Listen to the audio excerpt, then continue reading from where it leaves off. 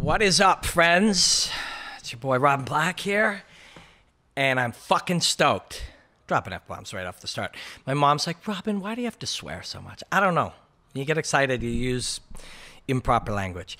Jorge Masvidal, game bred, against Stephen Thompson. Like, out of control. Awesome. Super stoked. If you see there's a telephone here, these are my friends on Periscope Live. By the time you see this, it takes Mark a couple hours. He's got to get home, get a transfer, do all these things. There's some questions. Win by submission, so many tools. We'll get to some of those questions, but I just really want to dig into this fight. It is such, I mean, you're a fight fan.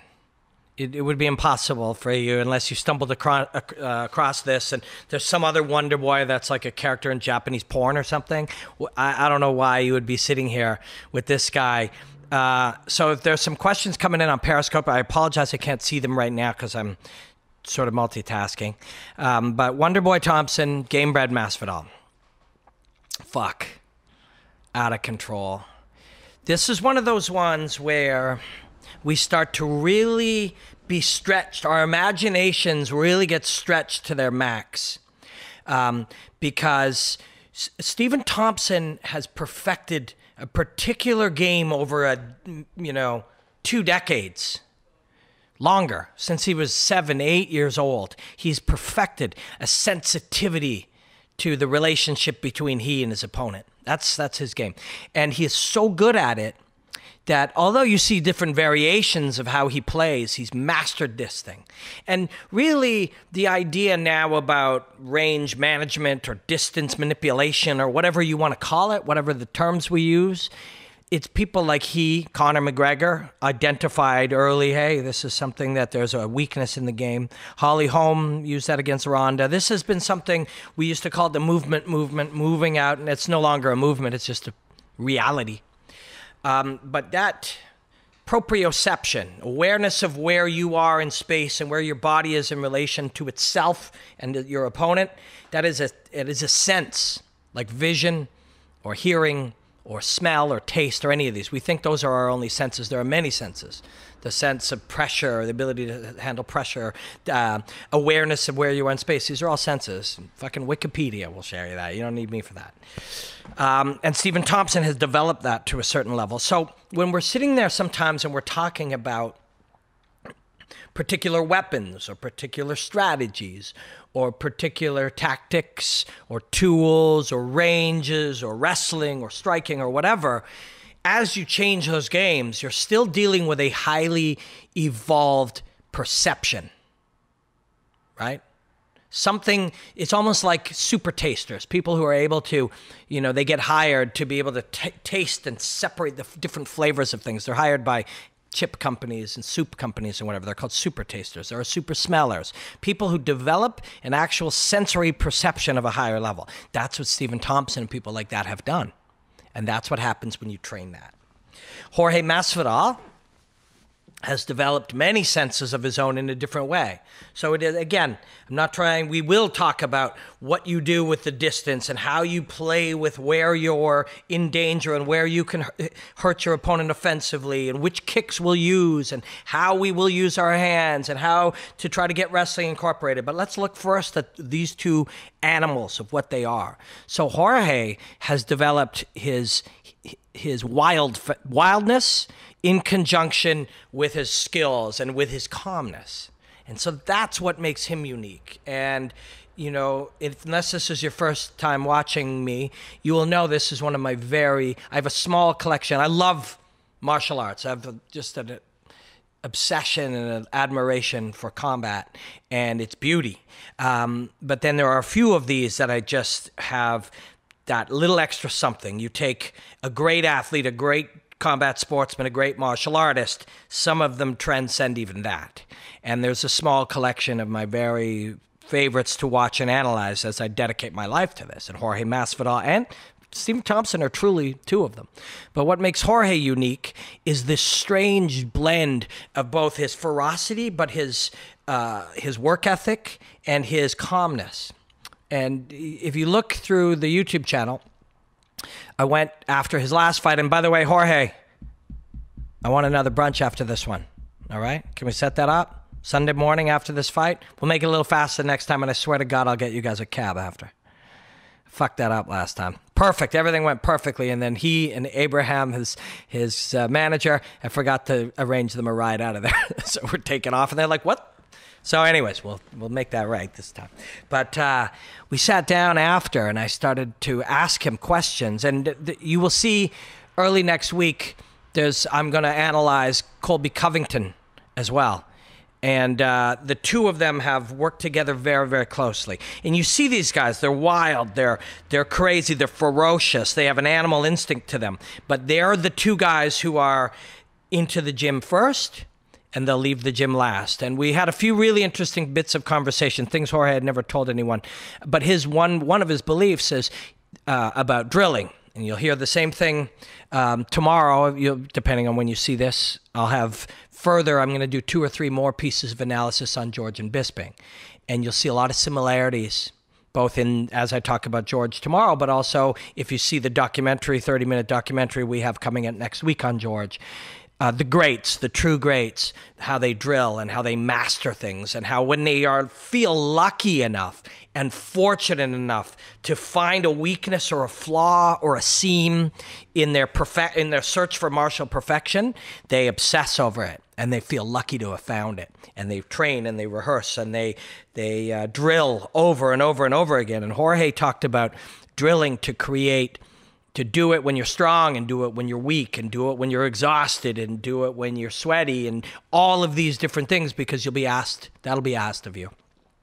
So before we even get into tactics and strategies and skills and attributes, we talk about the raw materials of these two men, and they're spectacular.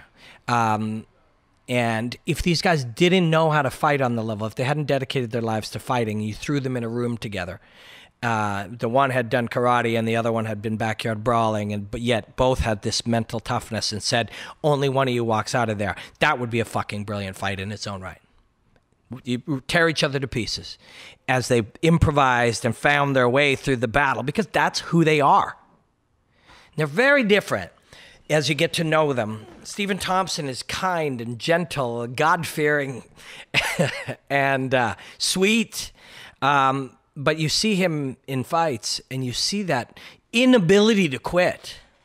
The rest of us, when we're faced with, never mind pain or fatigue or like danger, just when we're faced with hard work sometimes, it's easy for us to kind of like, oh, well, fuck, we'll write that thing tomorrow.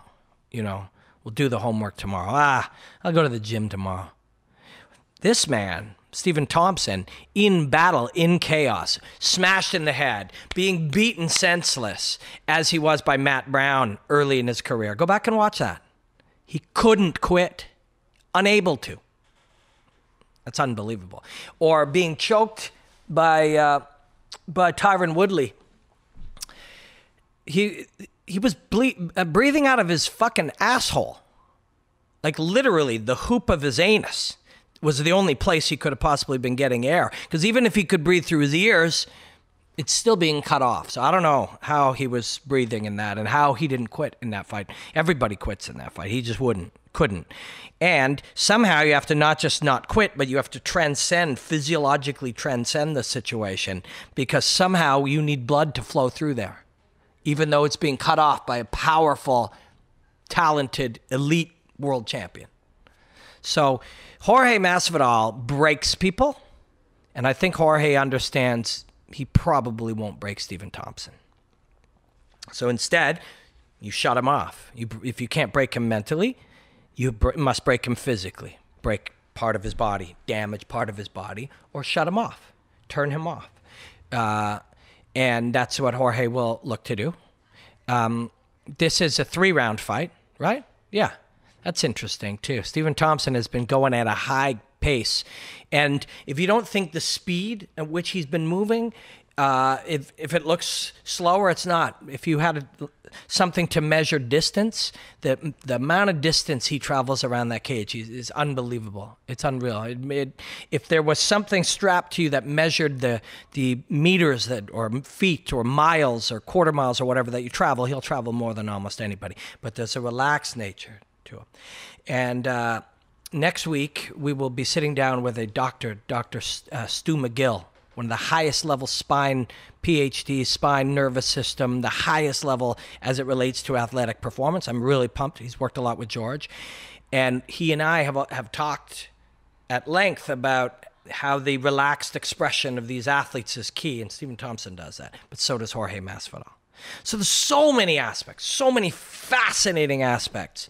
3 rounds is probably going to be very appealing to both of them, and they'll be able to go at a high pace. So let's get to the meat of it. All of that is fascinating to me. That's the kind of stuff that inexhaustibly I will be curious about for the rest of my life. And the more we learn about those things, the more desperate I will be to learn more about them. And why do I ask those questions? Why do I seek that stuff? Because the obvious, the big brush strokes, if Jorge can, get to the body lock and get it to the ground, he'll have an advantage. No shit. But then again, Stephen Thompson was taken down by Johnny Hendricks, popped right back up. Stephen Thompson was taken down by Tyron Woodley and wouldn't give an inch. Stephen Thompson has wrestled with Chris Weidman, and even all the way back a decade with George St. Pierre. He's probably wrestling with Chris Weidman right this minute. So even that, the obvious, you don't want to fight Thompson at distance. You want to draw out his strikes, close the distance, and bang to the body and smash to the head inside. We know that. We all know that. Everybody who's ever fought him knows that. It's really not easy to do. Go back and watch 25 minutes of Rory McDonald, and it was in Ottawa, right? Ottawa, Ontario, pretty sure. I was there, so place in it, yeah. There was the Local on the edge. It was called the Local, great bar. We met thereafter, and Weidman was there with Thompson, and we talked about it afterwards. Rory McDonald knew exactly what to do. This is one of the great welterweights in the world. Close the distance, draw out the weapons, rarely if ever move away, always move forward. Watch those 25 minutes with one of the great welterweights in the world. Couldn't fucking do it. So knowing what to do, and often people will say, well, why didn't the strategy work? And this is interesting for me, that we see it only in one way. How do you beat Stephen Thompson? Well, when he kicks or strikes, even though he's light on his feet and going to move away, we must move towards him further than he moves away. If you move backwards 2 feet and I move forward 2 feet, he's maintained that gap. When he moves backwards 2 feet, I have to move forward 3 feet. Very difficult to do. Why didn't it work? Rory had the right strategy. Why didn't his strategy work? Strategies are not just something I deploy myself or employ. You have one too. And Stephen Thompson's strategy is to not allow that to happen. And he has very detailed ways to do it. So it's never like, there's never a strategy. There's never this one thing that will work, because the other guy who is highly specialized, his entire game is about making that not work for you. So it's very challenging. Jorge's ticket, and of course, then you think, okay, we'll need to bully. We'll bully him. It's a great concept. It's a great mindset. Be the bully. Fucking Masvidal? Perfect, right? Masvidal he's a cool, smart, funny character, but when he fights you, he fucking bullies you. He's been doing it his whole life. He bullies bigger men. He bullies, more experienced men. There's not many these days, really, when it comes to pure combat. But he knows that. But the concept of bullying isn't just like, I shall bully you. We need real results. And in general, the answer is often when you use large movements, I need to find the key small movements to beat it. Because again, if you move back 2 feet, I need to move forward 3 feet. How do we do that? Usually, as you move back, you're moving in another direction, and there's a short distance to it. So, and let's try this. Stephen Thompson is here, and he moves back here and over to here. What you need to do is anticipate him and literally cut that line. That's one of the terms. People use the term cutting angles very open-endedly. Anytime you angle off, some people will call it cutting an angle, but that's the truth to cutting you off or bird dogging you or shoehorning you, is when you use two movements, we use the shortest distance between where you left and where you responded. Jorge has, and you need a sense of that. You need a sense, and you need commitment, and you need belief in your ability to do that. And Jorge has those things. So did Rory McDonald, incidentally, and everybody else who's tried to cut him off. But I think also there's another element that is going to work for Jorge Masvidal, and it's like you must be willing to act while being hit. So and Thompson's big. And when something that you usually don't associate when you're thinking of Stephen Thompson, you think of his high kicks, you think of his flashy ability, you think of the word karate, you think of the hands down, you think of the spinning hook kick, you think of the hook kick and the round kick, you think of weight on his back leg, you think of distance management. We don't usually think of him as a huge man. He's fucking huge. Stephen Thompson is a big dude. You see his skeleton, you see the rib cage on him, that's a big guy. So what you need to be capable of and willing to do is when he's striking you is when you move towards him. Most of us learn our entire lives when something hurts us, we move away from it. You must move towards it. And that is primary objective number one. And that's something Jorge Masvidal will probably do better than anybody Stephen Thompson's ever fought. When you move towards him, you've got to be thinking about hands. And if you look at near the end of round one against Damian Maia, Jorge was this close to getting, if he had another 30 seconds, he wins that fight. You see the smoothness with which, when he's doing his thing, the smoothness with which he generates energy super efficiently. You also saw it in round one against Cowboy Cerrone. I think you saw it in round one and there was a very short bit of round two. You've seen it when Jorge is at his best. We'll take that kick and move forward with hands. It's a simple principle, but it's got to be employed for that entire fight. Jorge Masvidal knows this. He knows this. He knows that somewhere his collection of tools is the best collection to be able to deal with Stephen Thompson. The collection of tools, comfort, combined with ferocity, knowledge, skills and hard work, toughness and willingness to move forward off the strikes, and the knowledge and smoothness with which you can throw hands as his kick retracts. The window against Stephen Thompson, and there is a lot of elements to it. So I was going to say the window against Stephen Thompson is the retraction of that kick. You chase it in with hands. And that you can see, go back and watch his fights and work on slow motion and have the kick out, and then slow motion show those little few frames where that kick retracts. That's where you follow that thing in. Very hard to do. Jorge Masvidal has the skills to do it. He has the knowledge to do it. Once that begins, maybe, just maybe, you can move to the body lock. But you don't see a lot of body locks. I think there was one brief moment before he finished Hendricks that Hendricks was able to get to that. And I think in 10 rounds, the champ was Woodley was maybe able to do it a couple of times. But that's kind of a key. But Jorge Masvidal works in the entire game. And when we talk about the game, we have a habit. It's going to continue for a couple of years until I don't know what's going to change it. But we have a habit of compartmentalizing these things. It's what we've always done. How's his wrestling? How's his striking? How's his takedown defense? The top foot guys, there are none of those things. Those are all just ideas that observers make. To Jorge Masvidal, does he go in and wrestle with wrestlers? Of course he does. Does George St. Pierre do jiu-jitsu with jiu-jitsu guys? Of course they do. But when they're free fighting, these things are not separated concepts. They all flow into each other. And that's something that is the true elite skill of Jorge Masvidal. So what you're dealing with is somebody fluid everywhere against somebody who has mastered something to such a degree that you have to figure out how to beat it. Fuck. Such a great fight. I can't even deal with it. I literally cannot deal with it. When I start thinking about it, and I'm going to be there too. That's the thing. I'm going to be in that arena. There's been a few times when Cub fought Do Ho Choi, and I mean even before the fight happened, And it happened that Kelvin Gastelum had just fought and performed extremely well, and he was watching it with me. And he and his coaches had talked to me about my Cub versus Doo Ho Choi breakdown, and it was a compliment. His coaches were talking about how they use terms. They were like, Calvin, like Robin Black says, keep the head lower than the hips. Literally something they told me. Some of the greatest honors I've had has been shit like that. But we're watching it, and I'm pacing, and I'm sweating, and I'm like fucking agitated. And this is going to be one of those. It's going to be one of those. The weird thing is, when you start to really study Stephen Thompson as well, never mind my obsession with fucking the skills of that Jorge cat, and the way he expresses combat. When you study Stephen Thompson and you start to just blur your vision a little bit and just start to feel the fight, start to feel it, feel where the danger is and where the risk is, you start to get on edge,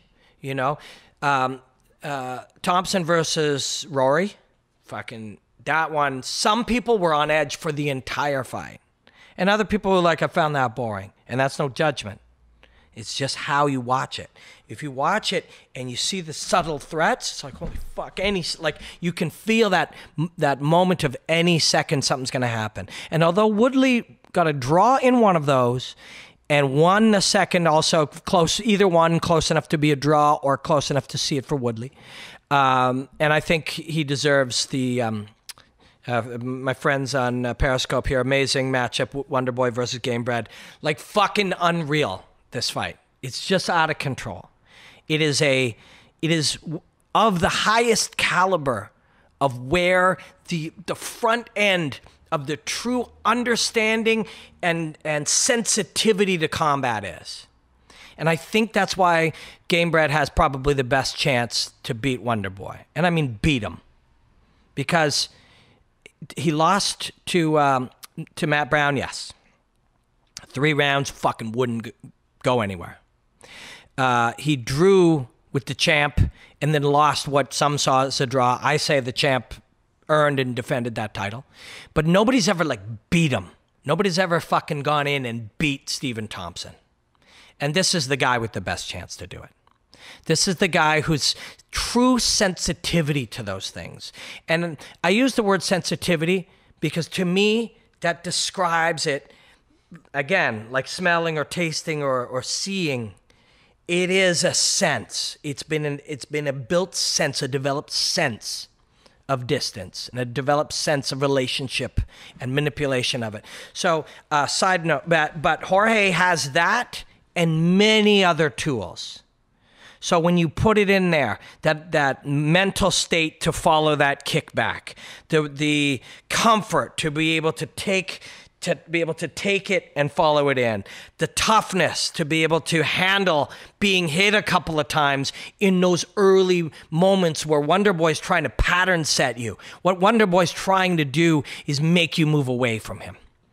And there's 1 or 2 you're going to have to take to tell him I'm not doing that. Because he lets it go pretty early, and it's very wise of Stephen Thompson. Get in there, and if the first 5 minutes are really tough, or the first 3 minutes are really fucking tough, but you nut up, you get the guy moving away from you, and the next 12 minutes become much easier. It's in those minutes that Jorge Masvidal needs to swing his dick around, to be dominant, to say I'm not backing up. Very difficult to do. Tyron Woodley approached this a different way.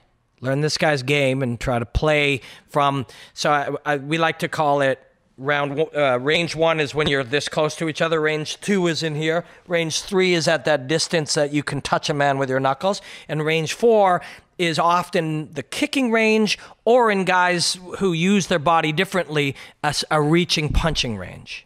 That's why we don't just call it kicking and punching range, because range 4, there are other weapons you can use from out there. Range 5 and 6 are that range with which you cannot touch. And so between 4 and 5, 6, that's the outside where Thompson wants you. Wonderboy with Duke and the rest of it, or Woodley with Duke and the rest of his team said, well, fine.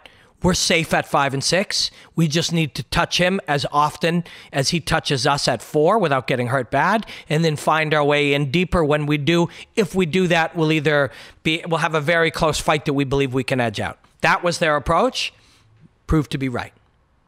If you're going to be the guy to beat Wonderboy, to really beat him, then you're going to have to go the other way and really move into it. You saw Rory's face get all fucking beat up in search of that game for 5 rounds. Jorge only has 3. But he's the guy to do it. Will he win? You know I never say that. How the fuck? Who knows? Hey, man, who you got? Wonderboy or Gamebred? Who do I got like I'm cheering for? Even that's a tough one because Stephen Thompson is in that top collection of my favorite fighters. But when the thing is turned off and I'm not Robin Black MMA analyst, I'm just sitting around, especially if I get to have a cold beer, depending on if I'm working or not. Oh, I'll be working that night. No cold beer, we'll be working. If I'm not on camera, fucking Wonderboy's my guy. Or Gamebred's my guy. See, it's that close. It's fucking sneaking around in my head. But when it comes down to it, if I'm standing in the back, there's no camera on me, I don't have to do my job, Jorge Masvidal's my fucking guy. And there's not many that I would say that in that situation against Stephen Thompson. After that, when they put the camera back on me, I'll be working for TSN, and we talk about the fight, I'll be as close to... Side note, please stop expecting people on TV to be unbiased. Every piece of evidence that you see, everywhere you look, they're not. Everywhere. Fucking turn on CNBC or CNN or Fox. Never mind, turn on CBS Sports or NBC or turn on the weekly news, open the website. Nobody's unbiased. The nature of human behavior is to be biased. We're affected by all of the things we've learned and seen and observed, and so we are biased. But my job is to attempt to not show it as much, but at the same time, I want to be honest. Because I think what's worse, saying, yeah, I'm a little biased. Somebody here, Robin, I think Wonderboy wins, but I'm excited to see how Masvidal deals with the striking. I think Wonderboy wins. Think, and no offense. Think? Do we think he wins? Do we? I mean, fuck. 1,000 parallel universes, you have that fight 1,000 times. 820 of them are decisions. 450 go one way and 350 the other way. On one night, a guy slips walking to the cage and bangs his head against the thing. On the other, there's an eye poke nobody sees. There's no picking fights. There's no picking winners. Let's be honest. Let's tell the truth here. Head kicked by Wonderboy on one night. Fucking Jorge moves into the thing, cuts him. Stop due to cuts. On another, there's no picking fights. Not really. There's playing odds, and there are guys on the internet that'll get you, 5.8 out of 10 right, or 6.1 right out of 10. It's impressive, but still, you're wrong 4 out of 10 times, no matter how smart you are. And the smarter you get, the less you know, which is why guys like this, because truthfully, we all don't know shit about fighting. If you study enough, that becomes revealed to you. If you don't, you're like, what are you talking about? This guy fucking kicked that guy's ass. I see Sherdog. He beat all the guys that this guy lost to. That's not a real thing. Except for that one time. Well, shit. Like the one time you get eye poked, the one time you get groin hit, the one time you get cut and a doctor stops it, the one time 3 idiots are judges. 3 dummies. You were right. But then those idiots got it. There's no picking fights. But the greats, they know that. Jorge Masvidal, Stephen Thompson, they go in there with that knowledge. And you know what it does? It allows them to be free. It allows them to be fucking free. This is why it's so beautiful. Because they go in there not carrying any of that shit. When Jorge Masvidal is fighting, which is why you must watch him every single time, when Jorge Masvidal is fighting, he is in a different psychological state. He's not like you and me. He's another thing. And it dates back to a primitive time. But he's trained to such a degree that in those primitive moments, he's a trained surgical fighter. And the human mind slows down. You're wondering why sometimes these guys are able to express these things that you only see in hyper slow motion? Because they take that savage nature that's in us all and dates back to our ancestors, and they train it with science and technology and repetitions and knowledge and coaching, and they train it to this thing that in those moments you see these things that are barely human, which is why I'm so evangelical about finding the right language and going further than it's a striker versus grappler matchup. There's something beautiful going on there. We're going to have these moments where Jorge Masvidal and Stephen Thompson have dedicated their life. Like, I don't know, there's 8 billion people in the world. Let's say there's been, there's a limited amount of people that have ever lived, and maybe it's 100 billion because of the nature of the acceleration. But in all the humans that have ever lived, these two are among 20, 50 of the greatest combat humans that have ever lived. And they've dedicated their lives to this moment. And it's not like, well, he's a better grappler. If he gets it to the ground, he'll win. Oh, man, don't limit yourself. See the real beauty in what the fuck you're seeing here. These are they're evolved from all the way back. We talked about Rory McDonald. Drop Rory McDonald 1,000 years ago. That motherfucker's on a horseback, leading in like a psychopath with pulling his sword out, taking arrows off the shield as he goes in to slay the other people. You know what I mean? These are the genetic codes these guys come from. And then we take the modern science and technology and the psychology and the mindset to allow them to be in states of pure freedom. Pure freedom, which is why they love it so much. It's also why when you see these grades, just saw Jeff Curran. I know not everybody knows who he is, but he's one of the true pioneers in the lighter weight classes ever. Dude's a 125er, was fighting at like 155. He's 40, and I just saw an Instagram post, Big Frog BJJ, I think. And Jeff Curran's talking about how desperately he still wants to fight. There is no freedom on earth like standing there, if you're Jorge Masvidal, standing there in your fucking underpants in front of 500,000 people who have paid money to see it, each with 4 or 5 and barfuls and, 14,000 in Madison Square Gardens. If 500,000 people pay to see it, and you include bars and the 5 in every room, there's 5 to 10 million human beings fighting. And that motherfucker is free? That's crazy. That's why we watch this. That's why we watch this.